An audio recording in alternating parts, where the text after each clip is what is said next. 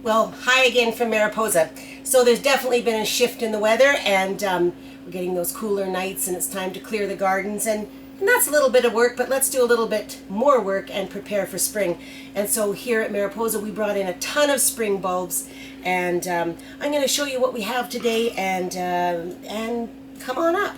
So we have some fall crocus, which are little species crocus that will bloom in the fall, and too late to get them to bloom this year, but next fall. So it is planning ahead with bulbs, but it's so worth it when you have that spring garden to enjoy.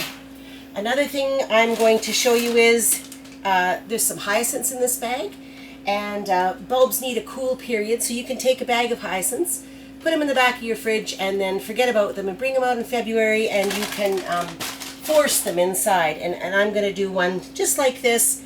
It's I'm going to put some water in here, and I'm going to force a beautiful white hyacinth. So just give you some ideas. We've got some, these are fabulous. If I could sell 1,000,000 of them in the spring, but you got to buy them now to plant for next year. This is Rubrum fritillaria. They get about this tall. They're just spectacular. They smell like skunk. We kind of call them the bodyguards of other bulbs. So the gophers don't eat them, the deer don't eat them. So you can plant these. They're stinky. They do smell like skunk. But they're spectacular. I don't know if the cameraman can show you what they look like. I don't know if you can zoom in on that or not, but well, we don't want to get too technical, do we, babe? I mean, cameraman.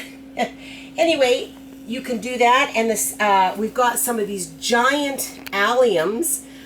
Great big bulb. You plant it 4 times the depth of the bulb, so you might put it down in the ground about this deep. You're going to plant with a little bone meal. The calcium really helps the root growth, and these are spectacular. They're about this tall with a great big beautiful bloom. Again, a spectacular bulb. I'm going to show you a little planting. You can plant up all kinds of things. I'm going to show you this little old teapot, and I'm going to put in it, I'm going to put a beautiful hyacinth. Don't know what color it is. It'll be a surprise. I'm going to pop it just in the center, and then I'm going to put some flowering crocus around it.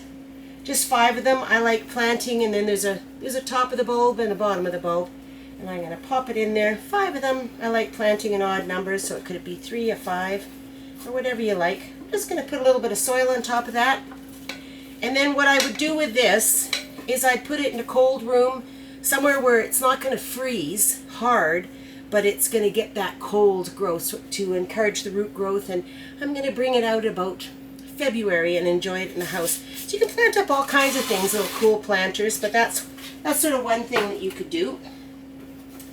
So what I'm going to show you now is, I've got a little bone meal in this pot, is I'm going to plant a white and a pink planting. And again, I'll put this in a cold room, somewhere where it won't really freeze hard, but you can still get that root growth.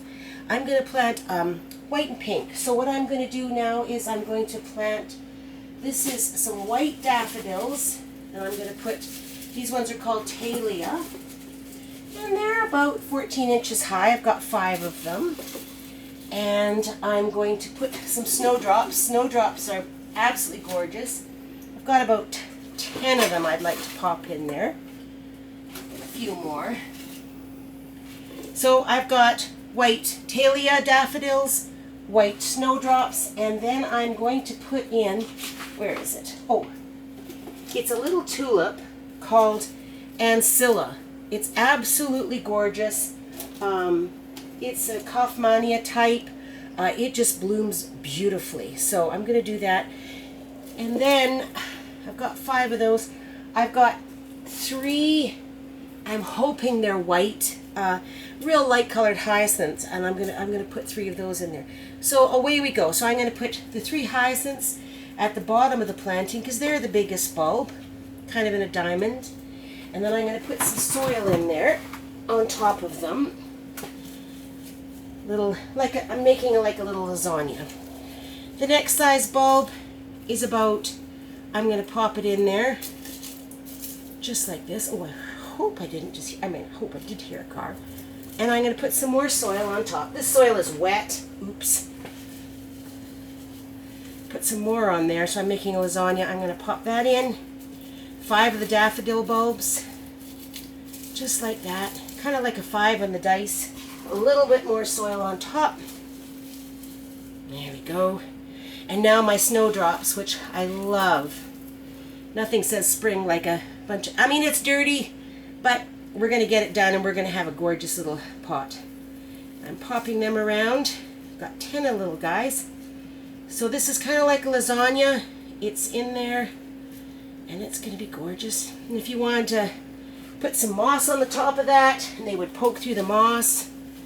Here.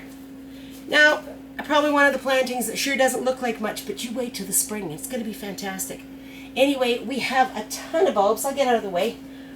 Tom could show you tons of bulbs. Come on up, see us, and take home some bulbs. A little bit of work, but worth it in the spring. It's worth waiting for. Thank you very much. We'll see you again. Bye-bye.